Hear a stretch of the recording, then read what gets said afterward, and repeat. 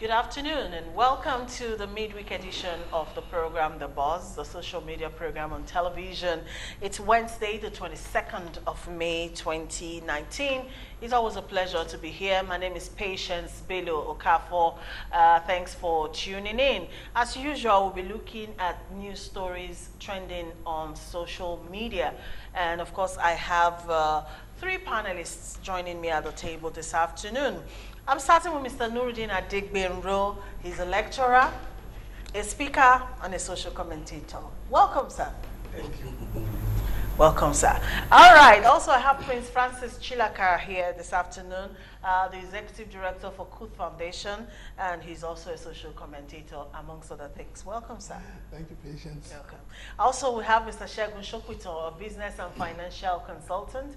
He's also Chairman Board of Trustees for ACT Network, Good Governance Advocacy Group. Good afternoon and welcome, sir. Good afternoon, madam.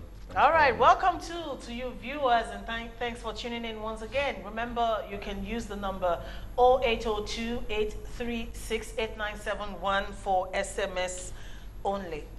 All right, we go straight into the program for this afternoon. We're starting with trending news. House of Representatives passed bill abolishing HND B.Sc dichotomy.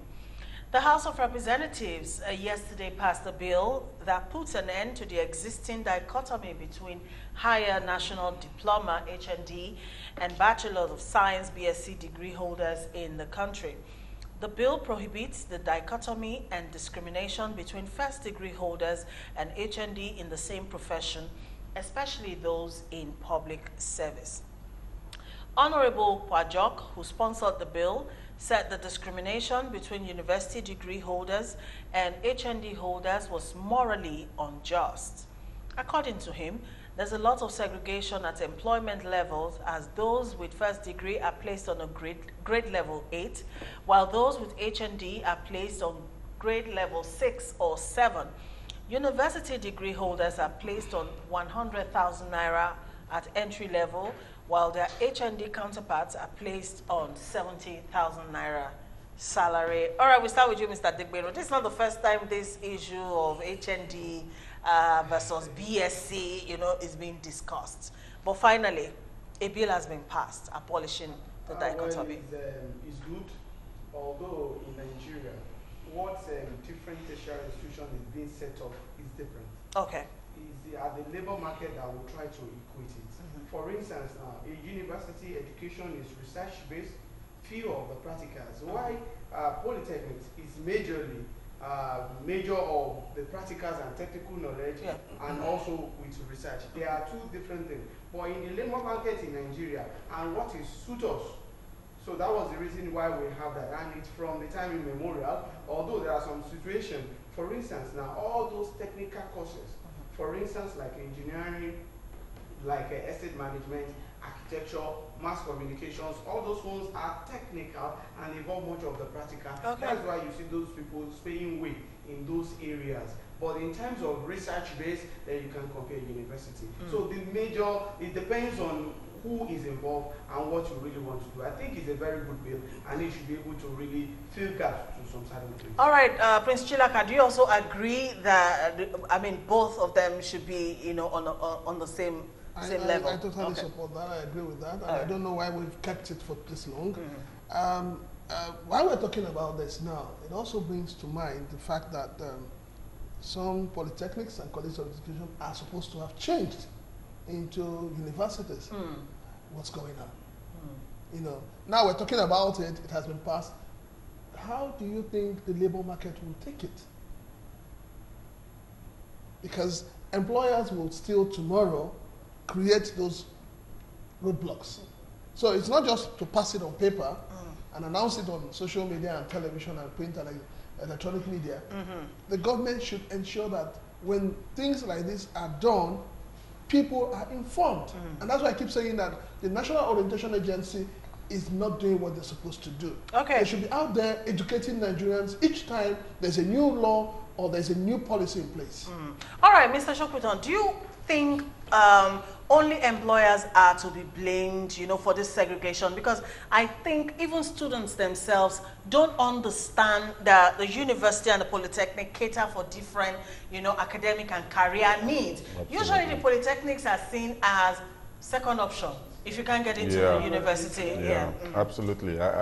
It's a perception that I think has been created by society and the degradation of the educational system over the years. Because even in our time, 20, 30 something years ago when we went to university, for instance, the way the diploma is positioned in hierarchy, there is a difference between the HND and the B.Sc. Sure. Because now, for instance, I got into university through direct entry. Okay. Having done an equivalent to an OND, right? So if they were the same, how come why can't I go to university and reach a certain stage, and then go to polytechnic to finish? Exactly. If they were, so I think there is a structural segregation from beginning. So this law for me just treats the surface. If you want, I don't even know where they shouldn't be equal, because they are, like he said, they are addressing different needs in the job market and all that. So what should happen is that the remuneration for that particular competence should address the value that competence is bringing on the table. End of story. You want to legislate the two of them to become equal, it's not going to work. Please tell me the consequence if I don't make them at par. I haven't seen the bill, but is there maybe a prison sentence or something? Because if there is none, then we're just wasting time. Okay. Okay. This HND B.Sc issue, I know, has been on. It's been on forever. Since I was born, because see you as a less achiever, if you can get into university, as against you getting an admission into a polytechnic. That perception still remains. It remains. All right, let's push it on. Federal government orders closure of 4 foreign missions. The federal government of Nigeria has ordered the closure of 4 foreign missions due to lack of funds. The Minister of Foreign Affairs, Geoffrey Onyema, disclosed this yesterday. According to Onyema, the closed missions are in Sri Lanka, Serbia, Ukraine, and the Czech Republic. He said that the closure was because the government could not fund the missions anymore. Now, before the closure, Nigeria had 119 foreign missions. So, minus 4, we currently have 115. Well, ordinarily, before you really embark on any foreign mission, you should look at your pocket and you should look at your citizenry. What are you going to benefit from it? That's why America, they are thinking is that if I'm going to gain in a particular country, I invest in that particular country. If we know that all this cannot add any value to us, and they're taking much value out of us, taking it off will not even do us any harm. All right. For instance, a country like Serbia, I'm just wondering out loud. Okay. No, I think I totally agree with him. That some of these countries, I don't even know what we're gaining from them economically. Exactly. So, it doesn't add up just because you think it's a country we should have presence there. No, I think yes, the government should even go further to still streamline. Any country that we're not benefiting from economically should be thrown out. Okay, all right. I think it makes a lot of sense. So what I would imagine would happen is there will be a cluster in quotes of countries where I can have a mission in one that caters to the needs of Nigerians in adjoining ones, maybe 2 or 3, just to save money. The part of this that I found interesting, because this is the buzz, and we're talking about social media, what's trending and all that, and the reaction of some Nigerians, especially Nigerian youth, it's sometimes very funny, So it's degenerated into, so there's no money for foreign missions, but there's money to pay lawmakers, or there's money for this, and, and all of that. I think we have to take our conversations, to a deeper level than some of these things that you see. From an informed point of view. No, but see, we're coming back to the same point where when government takes decisions on some issues, just don't throw it in the face of the people. Explain to them. Explain it thoroughly. Give reasons why you're taking these actions. Lack of funds. Yes, I know that Nigerians are bitter. I am also bitter that we're saying lack of funds and people are taking 10 million naira home in a country where there's so much hunger. So don't blame people for coming from that direction. Because everybody's looking at it that if there is no money for this and this and this, and they should money for this, then there's a problem. Yes. I get that. Okay. All right. So as it stands, we have 115 foreign missions now as a country. Moving on, internet users hit 115.9 million in March, so says NCC. According to the Nigerian Communications Commission, NCC, internet users in Nigeria increased marginally to 115,938,255 in March of this year. The NCC made this known on Monday in its monthly internet subscribers data for February posted on its website. The data showed that internet users increased by in excess of 1.2 million due to new subscribers. Now, the report further went on to break down, how Nigerians are using the different telcos. But for the purposes of not promoting anybody, I will skip that. All right. Well, I don't know whether it should be a good news or bad news, considering the number of the population we have and how we use internet. But one thing that we should be looking up is not even the numbers that should be paramount to us. The internet providers or internet services available to Nigerians, are they adequate? Are they effective? For instance, now you go to some certain part of Southwest here, you will not see a single network. No signal. Not even signal. And they will tell you that they've covered all the whole country. Another thing again is that all those broadband services that you even think you want to spend more and you want to gain more from them. You go. I won't mention for the purpose of hardware. I will mention a broad service company where I'm using currently now, that if you go to Ogun State, it's not in Ogun State. So I can only use it in Lagos State, or if I should go to Abuja, I'll go to Port Harcourt. And it's a kind of people that you have to be paying every day. If you know the amounts that Nigerians are paying on internet services, and it's not giving them the value commensurate value. And that is the problem that we should look at. It's not about the numbers, it's about how effective they are. If you go to some certain places, you will not even have a space to even work on it. For some of us that our major works is basically online. You do research, you have to blog, you have to do some online journalism, and you discover that there are some certain times you won't be able to do anything. And if you don't do something at that particular time, you are losing money. And losing money is affecting business. Affecting business, some people, they are going to lose their job. So I get that. All these things is what we should look at, not the numbers of the subscribers. All right, Ms. Chilaka. Well, we're good at numbers in Nigeria. It's either we're talking of numbers of persons, we're talking of numbers in terms of money. For me, there is no difference between, is it Discourse or PSCN or what do you call it with this internet provider? Yeah, because Nigerians are actually paying for what they are not getting services for. For instance, if you're using data, maybe on a 3,000 naira, 4,000, 5,000 naira, a monthly plan, just load it on in less than 1 week. Sometimes in less than 5 days, 6 days, it's gone. So for NCC to be talking about, this is where I say misplaced priority. Telling us how many million. Tell us of the quality of service you are giving to Nigerians. Okay. All right. Mr. Shopito. I agree with them. But then again, generally speaking, telecom services start in terms of the life cycle of the industry. Starts with voice and then graduates into data. So in developed economies, it's more about data. In fact, in some places, voice is totally free. Yes. The telecom companies make their revenues from data. So from that point of view, it's not surprising. Again, we need to look at what that means in terms of internet penetration. Adult population of about 150 million, thereabouts, just rough. So we're talking of about 75% internet penetration. Not bad. We could do better because, we're in the information age, and we need people to have access to data for us to be able to pass information and to generally drive conversation and all that about the progress of the country and community. So it's a good thing. I agree with them with regards to the role of regulators and all that not being up to scratch, the services being epileptic.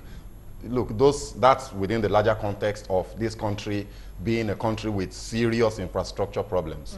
But, it's a good statistic to have. Okay, so while we're still talking about that, I am asking my service provider, why am I subscribing for data 3-4 times a month? Each of them is a monthly plan within one same month. I don't understand. Like, one thing there, that was the reason why for some of us that we use close to 10, 15 gig in a month, I discovered that a particular line that I normally use to subscribe, I discovered that if I should subscribe for 5 gig, within 2 days, it's gone. And I said, okay, no problem. I will solve my own problem with a broadband service. So broadband service that I use, that I have to subscribe for like 15 or 20 gigs in a month, I make sure that even if I don't finish it, it will roll over to another month. But one thing that is why NCC needs to do a lot of things. There are a lot of checkmates that we need to do on this service provider. They are cheating Nigerians. They need to look into it. Even the calling. Do you know a lot of drop calls? Do you know you call at times, you will not hear the person and they will charge you for. Do you know the messages that will not deliver and you are going to be charged for it? And do you know one thing? Another thing again is that they are now cohort with some banking services too, in which they are going to charge you. You want to recharge. They want to give you an alert that is has been, and they are still going to charge you. And service providers also will charge you. So all these kind of things is what NCC needs to look into. It's not about bringing out the numbers of subscribers. It's about how effective. In a particular country that I travel to, could you believe every weekend in Ghana, you have the time to speak more on a particular network to Nigeria, more than if I use any of the Nigerian line. It's just like free on weekends. I can't just imagine it. When I check the account, I say, these people are not withdrawing money. They said, weekend like this is like you are talking for free. But in Nigeria, when you are calling from Lagos down to part of Lagos, the kind of rate they are going to give you, and they will give you an advert. They will tell you, it's like you are talking for free, 20 kobo per seconds and all those rates. At the end of the day, when you look at it, that's why NCC need to look. Terms and conditions apply. Well, I mean, I think it's a good point he's making. So the issue is, these things are driven by competition. Yeah. And as it stands now, we have, it's funny because we have 4 operators, but they work as almost like a cartel. So there's some sort of I don't know what to call it. It's not an oligarchy, some sort of, there's a monopoly controlled by 4 players. So how do you deal with this? Consumer protection advocates, because this is no longer an issue. There is competition.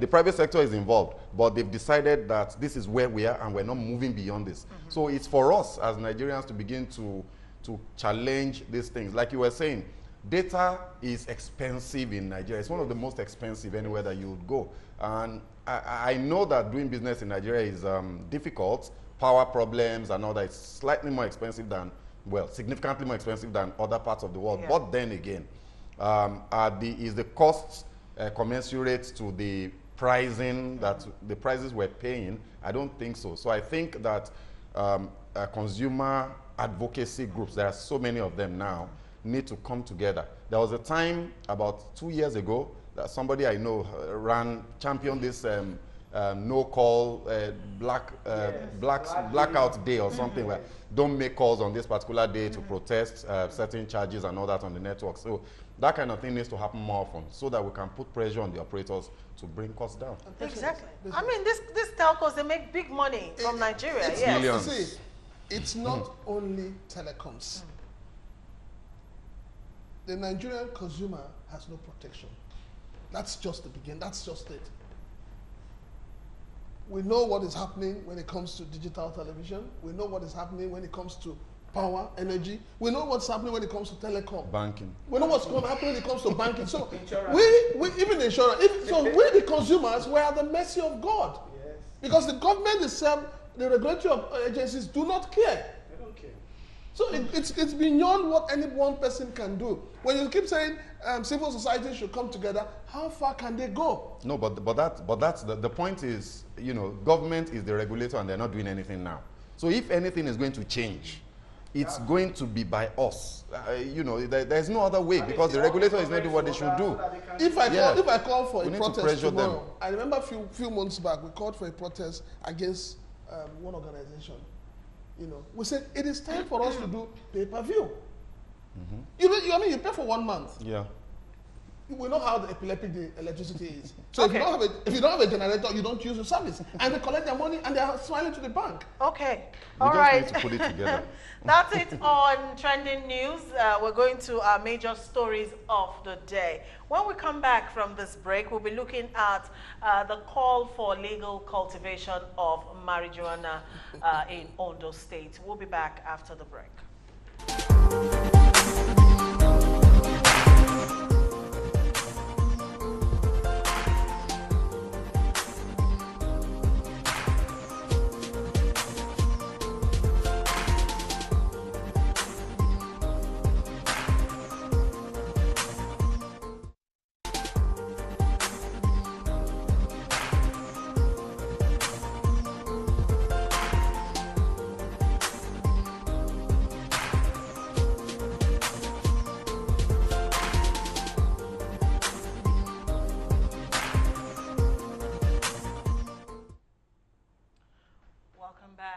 Just joining us, you're watching the social media program on television, The Buzz. Of course, the phone line is still open, 0802-836-8971 for SMS only. Our next topic is the call for legal cultivation of marijuana or Indian hemp, if you like, in Ondo State. Following a recent fact-finding mission to Thailand, Governor Rotimi Akeredolu of Ondo State had taken to his official Twitter handle to express his support for the legalization of marijuana for medical purposes.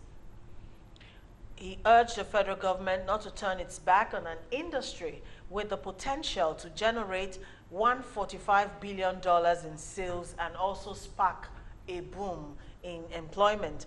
But it looks like the Ondo State government and the federal government are headed for a showdown because they both share divergent positions on the question of legal cultivation of cannabis in the country. Chairman of the Presidential Advisory Committee for the Elimination of Drug Abuse, PASEDA, General Muhammad Marwa, retired, has dismissed the proposal on the grounds that no amount of money realized from the legal sale of cannabis could offset the probable social damage from marijuana use.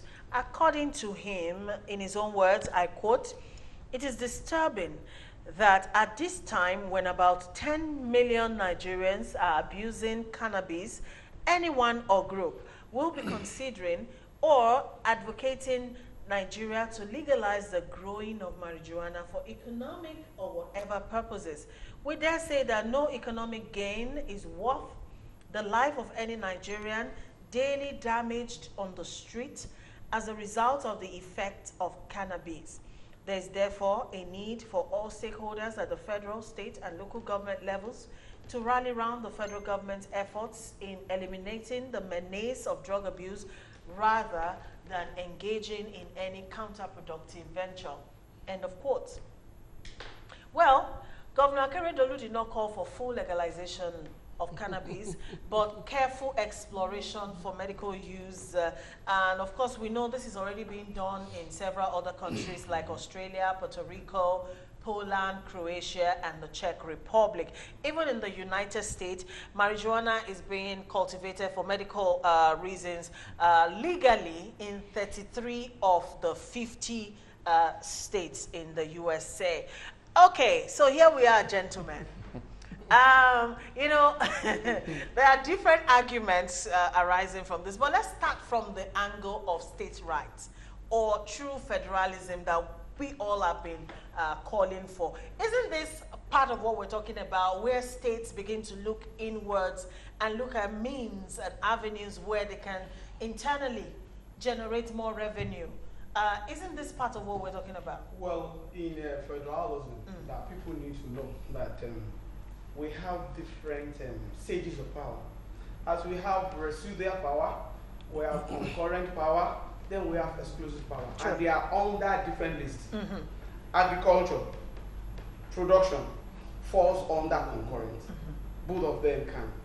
But in a situation in which what you really want to cultivate or produce in the level of agriculture is demeaning to the health and that can bring a lot of problem to the whole nation, To the well-being of then the nation, okay. the exclusive list have to come into being to really dampen what is inside the concurrent list. So in this aspect of, as much as I agree with Akeredolu that every state needs to be looking inward, fine, it's good.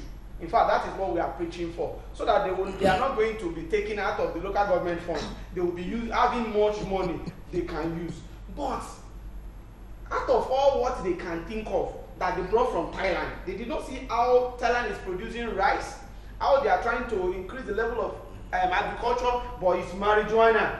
As much as I agree that medicinal marijuana work for a lot of things. But we know, sorry I'm butting in, we know that Ondo State, as a state in Nigeria, is the hotbed, for cannabis in Nigeria. Yes. We know that. So, it's part of the resources they're blessed with. But what is a situation in which, because poison is available in your state or in your community, so because of that, you want to make poison to be a business and be selling.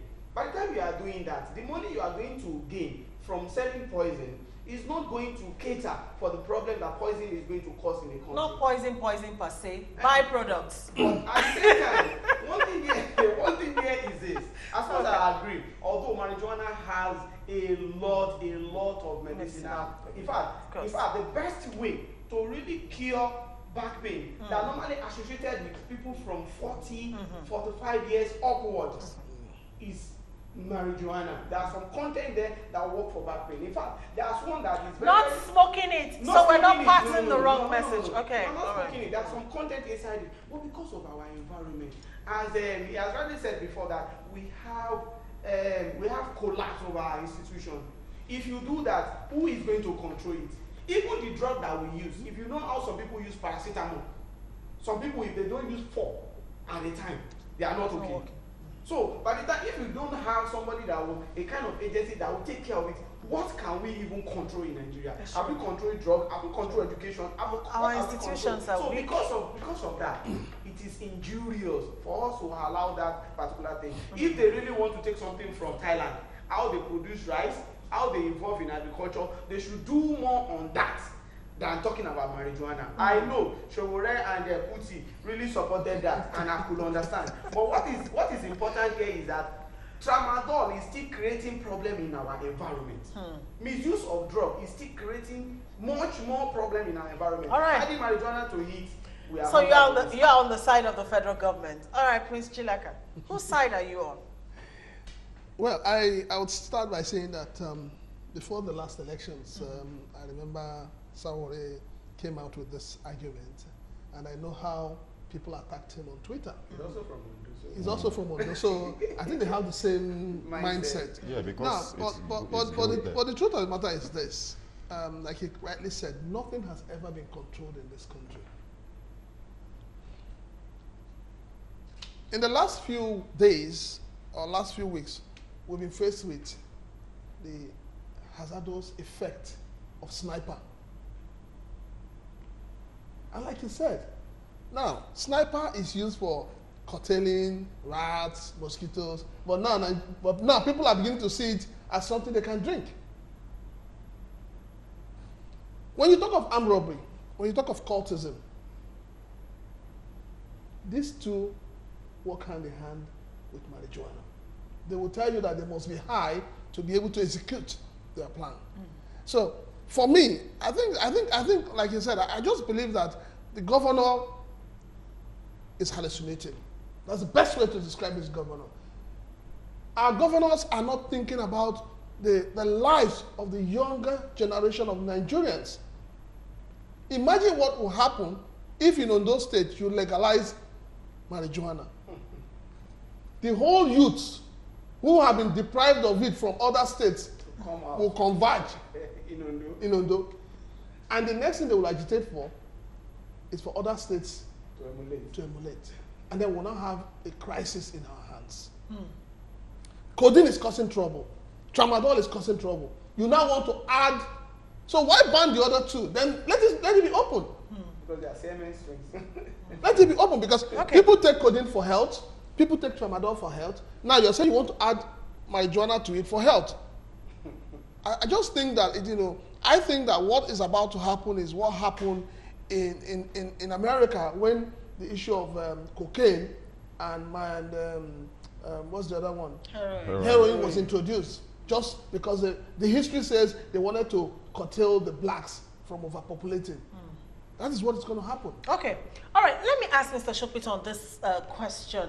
Now, when you deny a state like Ondo State, you know, the opportunity of making income, a huge income to the tune of $145 billion, just because some people might abuse, you know, the cannabis, isn't that coming from a defeatist point of view? Well, you know, so my colleagues have spoken extensively about the reasons why not, why you shouldn't do this. Like you say, it's difficult to turn your back on a strong economic argument like that. So the question is, there's a resource available to you that has extremely damaging side effects. In fact, maybe we should flip it and say, has extremely damaging properties. And really, the side properties are the things you can harness for medical purposes, because cannabis makes you high.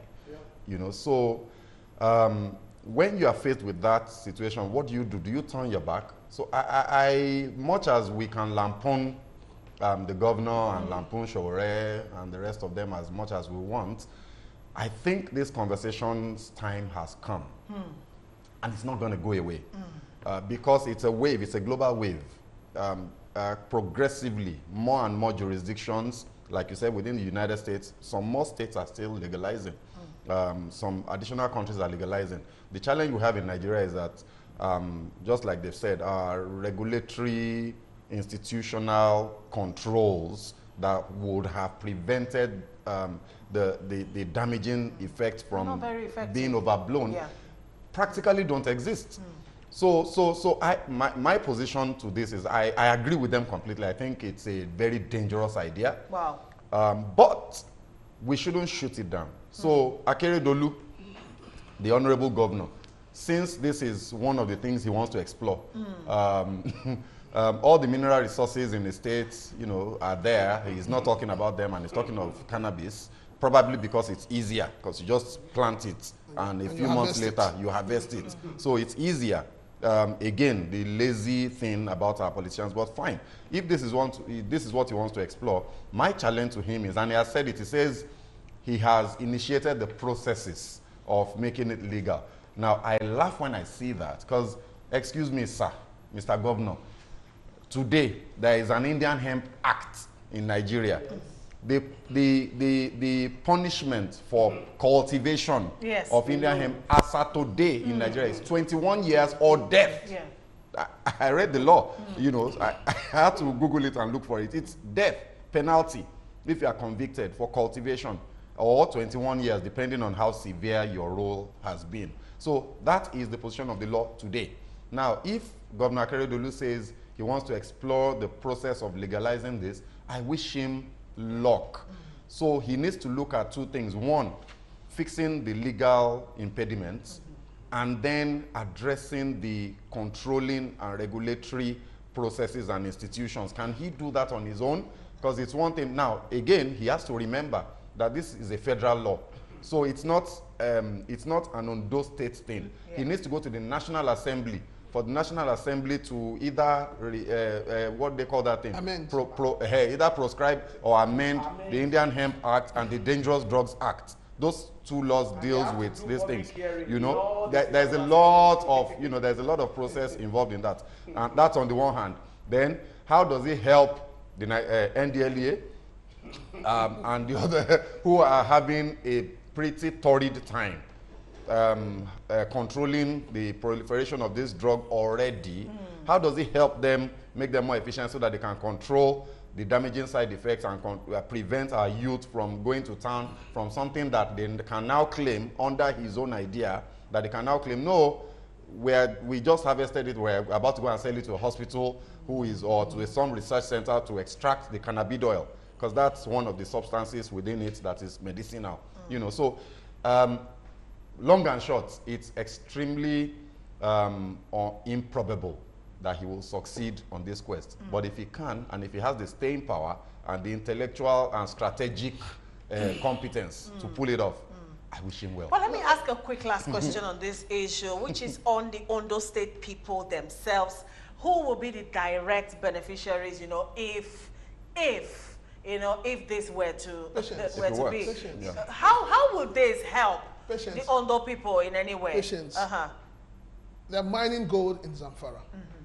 How has it helped the people there? Create more problems. Minerals have been mined in some other states in Nigeria. Minerals from underneath the earth. How has it helped the life of the people? It's not about the people. This is my annoyance with governance in Nigeria. The governance in Nigeria has not come to that level where we're talking about the people. The people are out there hungry, starving, you know, have no houses over their roofs over their heads. And so government should look at the things that will benefit the people first. Now, if the governor of Ondo State continues with this whole thing, he must also realize that there are a lot of people already from Ondo State that have been jailed in respect of that. So what will happen to them? Will they be free? Then in addition, is that in Ondo particularly, if the federal government should agree with state governors, you will discover that virtually all governors, especially in the southwest, because people are already saying Ondo is not the only one that have human soil that can really germinate quickly. They grow it in Edo as well. It's also very... So one thing there is that if the federal government should agree, which I know they will not under this current government, that they should do that. Do you know that it's going to turn to the case anywhere we normally have natural resources in Nigeria? That particular natural resources always turn to problem rather than blessing. Because at the end of the day, this so-called state government will now enact another new law under their edict that will only safeguard them from doing that and transporting it. So they will try to shun out. Look at what happened to petroleum. Look at what happened to gold in Zamfara. They will know how to shock people out of it. And at the end of the day, so far they are not even doing it. This particular Indian hemp issue in Ondo State is not about the people. It's about the hennies that the state government really want to have. Let me quickly jump in and say that the Nigeria that I wish for, the Nigeria I'd like to see, is a Nigeria where we can legalize this. And there will be no side effects and there will be no problems. Because if our institutions work and if everybody does what they're supposed to do, there's nothing wrong with you know, harnessing the economic potential in this plant. Sure. So that's the Nigeria that I'm looking for, is the Nigeria that I'm working for my whole life. Let's quickly look at the feedback platforms and see how viewers are reacting. Benga Idowu from Barua says, Mr. Governor forgot that this is Nigeria, not Thailand. Our mentality is totally different from them. We are used to abusing every opportunity we have. We haven't cultivated marijuana. Look at the rate of crime. Let this man not put Nigerians on the keg of gunpowder. Marijuana, God forbid. Okay, this one is asking rather, what is the purpose of legalizing marijuana in Ondo? All right, Abimaje Daniel from Lafia says, I'm totally against the cultivation of marijuana. I believe the laws... all right, Abiodun Shokpito says, there is nothing wrong with Ondo State growing cannabis for medical use. It is going to be controlled for the purpose it is meant for. I believe the laws should be amended to accommodate this initiative. Okay, that's someone else's point of view. All right, Danny from Ikotu is reacting to the HND B.Sc dichotomy, and he says, as the man in suit have rightly said, the issue of dichotomy should not be treated on the surface. The government should take a proactive control on the source. Polytechnics should be B.Tech. PGD should be scrapped for the 2 degrees to be at the same level. Nigerian education structure should be reviewed. The Polytechnic graduates should not be seen as second class. And he went on to say, Akeredolu is a disgrace to the good people of Ondo State. Imagine the former MBA president saying such, as if he hasn't been to school. Thank you, Daniel from Ikotun, for that. All right, Ramsey from Afikpo in Ebonyi State says, I love this program, The Buzz. It's nice. Keep it up. Thank you very much. And he went on to say, making B.Sc and HND to be equal is okay, but legalizing marijuana in this country, please, for me, I don't like more, period. Thank you for that. Okay, whether or not, you know, this will go through is something we'll wait to see. Already the federal government has put its foot down totally, you know, but it's still a topic of debate. We'll see how far it will go. Moving on, local government allocations. Governors disagree with the Nigeria Financial Intelligence Unit, which has stopped them from tampering with the monthly allocations of the local government areas in their state. Governors under the aegis of the Nigeria Governors Forum has forwarded a petition to President Muhammadu Buhari to intervene in the matter. Anyways, sometime last week we talked about this. I don't know if you were the ones on the show. Okay, and we talked about this taking effect from the 1st of June. But here we are, you know, all the governors in consensus, putting their foot down and saying, no, this is not going to happen. They will. I know that they will surely, in this, irrespective of the geopolitical zone they come from, all of them they are going to agree because they are benefiting from it. So for the fact that they are benefiting from it, and in Nigeria, if you look at the structure of political echelon in Nigeria, you will discover that we always look at the center. That's the problem we have. State governors, they are the most powerful entity in the political setting in Nigeria. Go and check. And if you look at it, for instance, now, even look at how president will emerge at the conventions. It boils on the governors. Initially, before, who becomes minister is on the purview of the governors. Who becomes senators is on the purview of the governors. House of Assembly member is on their purview. Then local governments, they still want to control. Although, when local government reforms were done in 1976, they don't envisage that the autonomy is going to be full, although they do it in kind of a way that at least there should be an entity they will stand on their own. But in 1999, where we're supposed to lay emphasis on this, although Obasanjo tried in the first 2 years, but the governors, and because he was eyeing for the second term, then a lot of things changed. The issue of the local government, if you look at the sharing formula on their own, it's enough for them. 52%, 52.68% for federal account. The state will take 26.72%. Then the local government is 20.60%. It's okay. But what the governors want to do was that, apart from taking from the 26.72%, at the end of the day, they still want to take out of the 20.60% of the local government. And that is what they do. And it's called across the board, even in Lagos State. In all around the state, that is what they do. What they just want to do is that's why you see that if, as much as I agree with Nigerian Financial Intelligence Unit, but if federal government really want to start on the authority of this, they should try to make some amendment. A situation in which, by the time we are having election, we should have the election of the local government by the INEC. So that this thing can rhyme. If it rhymes, okay, like for instance, now, edit of Lagos State, House of Assembly of Lagos State can remove local government chairman.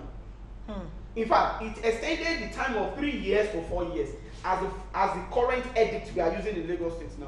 So they are powerful to the extent that they are the one that dictate. At the end of the day, we will be talking about underdevelopment. Do you know that out of the 20.20%, at the end of the day, the local government will not have 6% to work with. They will stand. In fact, they will stiffen them. I know of a particular local government chairman. I will not mention his name because of chilled privilege. He told me that, assuming the way the money is coming from the federal, they are using it. That is coming to their hand. They are using it to work accordingly. That people, because local government is the closest entity of government to the people, that they are going to see a lot of work they will have done. But if as a chairman, that at times he will not have 500,000 to work with. That he has to wait. At times, to some certain extent, he has to wait. And that's the reason. That's why even the outgoing governor in Lagos State did something. Although as much as it's really help, but at the same time, it's still dampened on the authority of the local government, picking out of their money, merged with the one of the state to do some certain local government rules. 3 at a time. At the time, they have to do 4 within 3 months and all that. It's good, but these local governments, they are entity of their own. Why the governor really wants to take over it? Let's hear someone else's view because of time. Go ahead, quickly. Well, I think the last time we spoke about it, I said something, and I still stand on it. First and foremost, I still would say that the 1999 Constitution should be shredded. That Constitution was not made for Nigerians. It is made for a select few who are taking advantage of it. It is in the Nigerian Constitution that somebody will steal a yam, a tuber of yam, and you sentence the person to 10 years imprisonment, and somebody will take 1 billion naira and is walking free. It's the same Constitution that created the anomaly we have today between the 3 tiers of government. There is no division of labor. The federal government does not know where her power stops. The state government do not know where their own power stops. Neither the local government has no power. And so I would say this once more. Beautiful initiative. Now the federal government needs to wield the big stick. And what is that big stick? They need to take away the election of the local government chairman from the state electoral commissioners. The governors, like he said, are too powerful. Check from 2018. Each time the governors disagree with sharing, they go on strike. The federal government must agree with them. But when the ordinary Nigerians decide to go on strike, for legitimate reason, they send the police, they send the soldiers after them. Okay, well said. Finally, the thing is simple. Let the federal government remove the appointment in position of local government chairmen from caretakers of the state government. Okay, all right, Mr. Shopito. You know, he said the Constitution is a problem. We need to amend it. The issue of local government autonomy needs to be addressed by the Senate, by the National Assembly, and dealt with. They voted against it the last time that they did the Constitution amendment and all that. But I think that if we really want to fix this problem, and indeed the problem of Nigeria, because like they've rightly said, local government is actually closest to the people. If we develop all the 774 local governments well, Nigeria will develop. So my solution to this is great initiative. I like that 500,000 naira limit cap on cash transactions, and it's fantastic because you know it will prevent at least whatever money you want to spend, transfer it, don't withdraw it, so that there is an audit trail and all that. But final and long-term solution, let Showore, Fela Drotoye, even Madam Obi, Mogalu, Tokwe Fasuwa, Ahmed Buhari, I can go on and on, that wanted to start at the top to become president without an inkling, a shred of experience in politics and in governance. Let them contest for local government chairmanship. Okay. I'm not kidding. These guys have proven themselves in the private sector. They're great guys. Imagine if you had 774 Fela Drotoyes running 774 local government. Just imagine what will happen to Nigeria. So if we fix that, then the solution even to the law and all the contraptions that are preventing the local governments from blossoming will be found. Okay. So all right. Even though the governors, disagree with this new, directive from the NFIU, the national president for the National Union of Local Government Employees, NOLGE, has said that if any state government is not comfortable with this guideline, it means the state government is tampering with funds meant for the local government areas, because if not so, there's no reason to go against the guideline. We all know. 10 seconds. In the last 12 years, yes, please. It's on record that 15.5 trillion meant for local government have been arrive. It arrived into the account, but ended up being disbursed by the governors. Yeah. So why are the governors keen on local government money? It is just because they are using this money to maintain their exorbitant lifestyle, election campaign. Wrong campaigns, yes. They don't use it for development. Okay. So it has to stop. Kennedy from Togo says all the governors in Nigeria are the problem we have in this country. All right, this other one says Nigeria governors are the firewood God will use in hellfire on the last day if they don't repent. My name is Palmer Friday. The governors are wicked and selfish. Odenibo UC says our problem in Nigeria is governors. Some of them don't need us. All right, moving it along.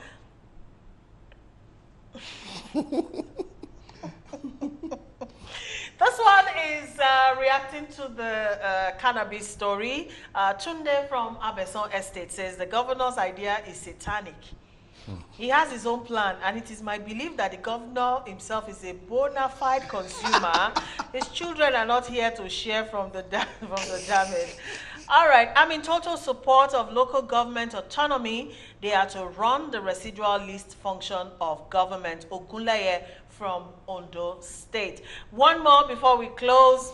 Any governor that disagrees with this new development has a hidden agenda. Temitope from Edo State. On that note, thank you, gentlemen, Thank you, for Patience. today's program. Thank you, Mr. Nuruddin Adegbenro. Prince Chilaka, many thanks. Thank you, Mr. Shegu Shokpito. And thank you, viewers, for your contributions. Tomorrow, same time, join us again. Have yourself a good day.